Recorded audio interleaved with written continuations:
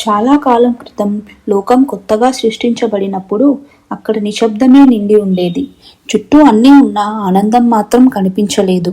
నదులు ప్రవహించేవి, గాలి వీచేది, చెట్లు కదిలేవి, కానీ సంగీతం లేదు, విద్య లేదు, జ్ఞానం లేదు. ఈ లోకంలో ఏదో కొరవడిందని దేవతలందరికీ అనిపించింది. వాళ్ళ ముఖాల్లో ఆలోచన, హృదయాల్లో ఆందోళన.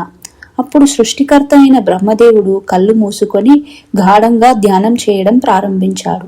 ఆ ధ్యానంలోంచే దివ్యమైన కాంతి వెలిగింది. ఆ కాంతి నుండి తెల్లని వర్ణంలో మెరిసిపోతూ సరస్వతీదేవి అవతరించింది. ఆమె చేతుల్లో వీణ, పుస్తకాలు, జపమాల, శాంతమైన చిరునవ్వుతో జ్ఞానస్వరూపిణిగా నిలిచింది. సరస్వతీదేవి వీణ వాయించగానే లోకమంతా సంగీతంతో నిండిపోయింది. జ్ఞానం పుట్టింది, భాష పుట్టింది, సృజన శక్తి వెలిగింది. పక్షులు పాడటం మొదలుపెట్టాయి, మనుషులు మాట్లాడటం నేర్చుకున్నారు, పిల్లలు చదవటం ప్రారంభించారు.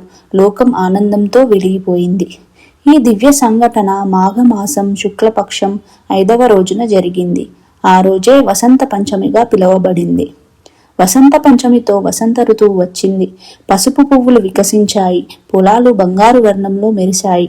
ఈ రోజున పిల్లలకు అక్షరాభ్యాసం చేస్తారు, విద్యార్థులందరూ పుస్తకాలను పూజిస్తారు, కళాకారులు సరస్వతీదేవిని ప్రార్థిస్తారు, అందరూ పసుపు వస్త్రాలు ధరిస్తారు.